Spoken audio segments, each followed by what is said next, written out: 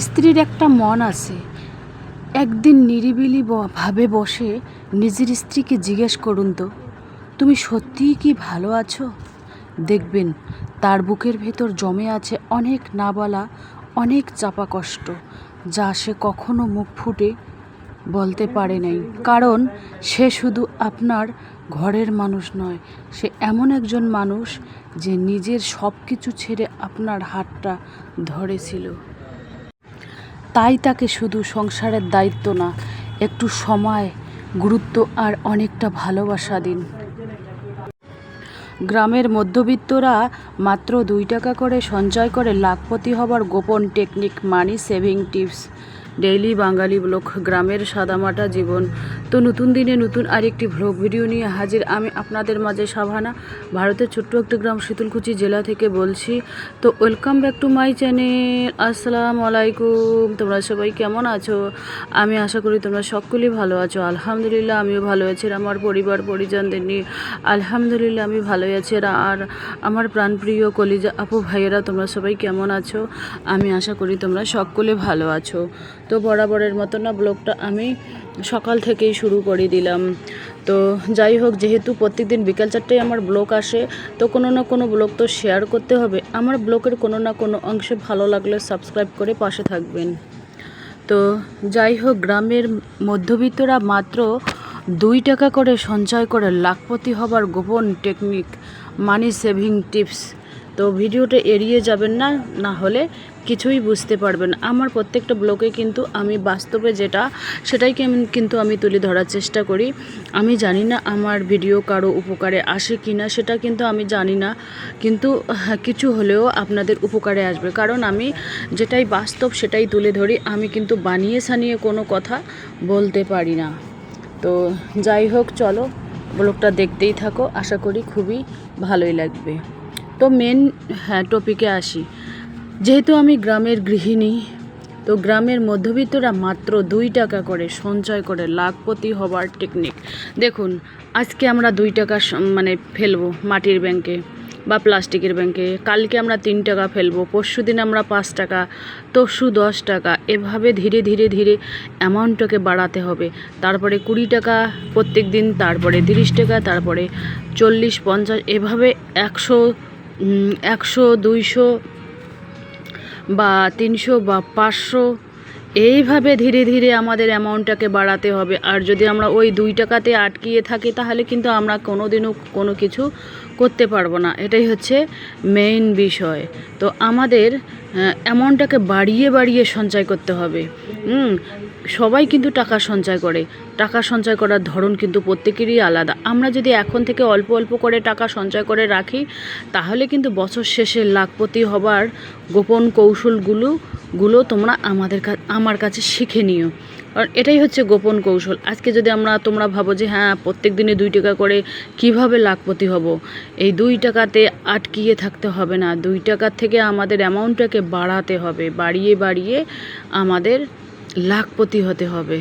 তো চলো ব্লগটা দেখতেই থাকো, আশা করি খুবই ভালোই লাগবে। আর আমার রুমের মধ্যে তেমন কোনো জিনিসপাতি নেই।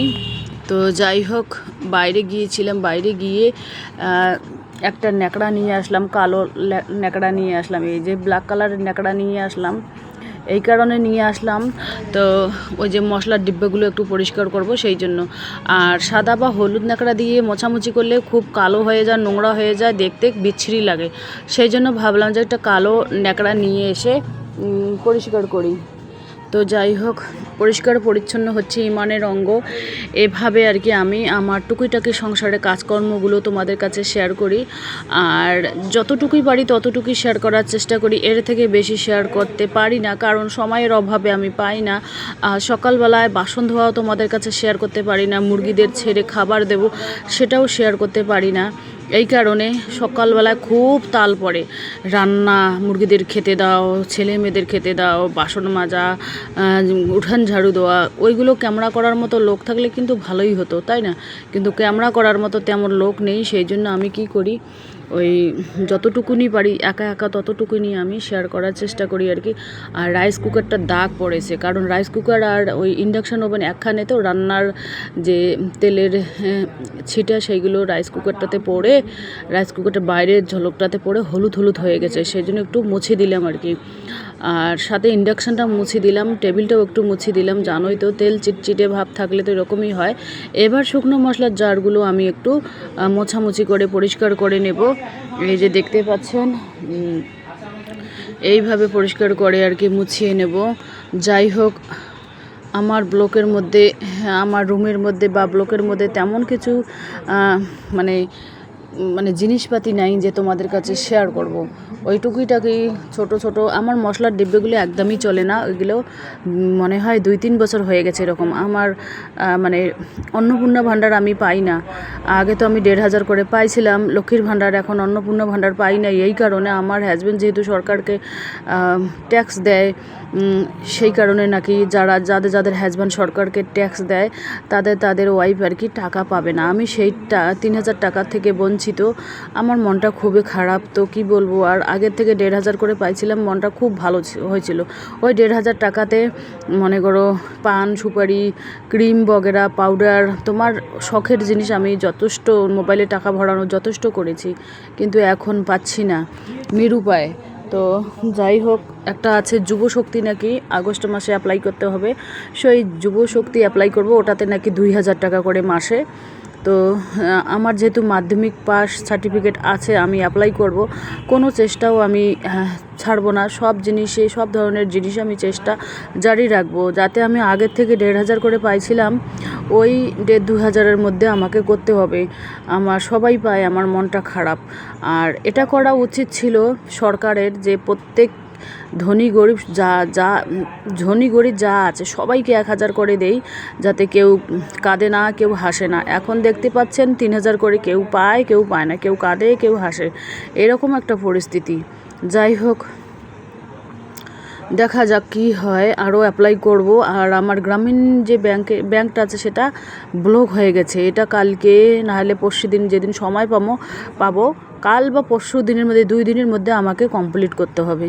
এবার আমি কাঠের ফার্নিচারের আলমারিটা একটু মোছামুছি করে নেব, পরিষ্কার করে মোছামুছি করে নেব। তো যাই হোক, মনটা ওই জন্যই খুব খারাপ, কি বলবো আর। একটা মহিলা 3,000 টাকা করে যদি প্রত্যেক মাসে পায়, ওটার একটা বিশাল একটা ব্যাপার, ওটার ব্যাপারটা একেবারে আলাদা। তো বিছানাটা এভাবে আমি করে নিয়েছি। আর এই যে দেখুন, বালিশের উপরে যে আমি একটা ওড়না ওইভাবে দিয়েছি। আমি মাথায় কিন্তু ওই যে মেথি কালো জিরে লবঙ্গ ওইগুলোর পানি মাথায় লাগিয়েছি, যাতে বালিশের কভারগুলো নোংরা না হয়। সেই জন্য আমি একটা পুরানা ওড়না দিয়েছি। এখানে দেখতে পাচ্ছেন মটন। আজকে কি রান্না হবে সেটা আম কেটে খেয়ে নিয়েছি, ছেলের জন্য 1 ফালি রেখে দিয়েছি। রাইস কুকারে অলরেডি ভাত হয়ে গেছে। আর এই যে দেখতে পাচ্ছেন, এখানে আজকে চাল কুমড়ো দিয়ে মটন বানাচ্ছে। একটুখানি মটন রাখা ছিল, সেই চাল কুমড়ো দিয়ে আর কি মটন বানাচ্ছি। কালকে মটন খেয়েছি, তার জন্য অল্প একটু ভেজে রেখে দিয়েছি, ওইটা আজকে আর কি বানাচ্ছি। তো যাই হোক, এটা হচ্ছে সন্ধ্যার টাইম। তো সন্ধ্যার ব্লগটাও এখানে তোমাদের কাছে শেয়ার করলাম। সন্ধ্যার বলতে কি, সকালবেলার, আমারই ভুল, সকালবেলার ব্লগটা তোমাদের কাছে শেয়ার করলাম। এই যে দেখুন, পানি এখানে আমি 2 বড় বড় গামলার মধ্যে পানি রেখে দিয়েছি। বাসন ধোবার জন্য আমি পানি রেডি করে রাখি। আমি কিন্তু প্রত্যেক দিনই আর কি ওই বড় গামলিটা ওখানে রেখে দেই, যাতে পানি দিয়ে ভর্তি হয়। বৃষ্টির পানি দিয়ে আমি প্রচুর পরিমাণে থালা বাসন ধুতে পারি। তো চলো, টাটা, আল্লাহ।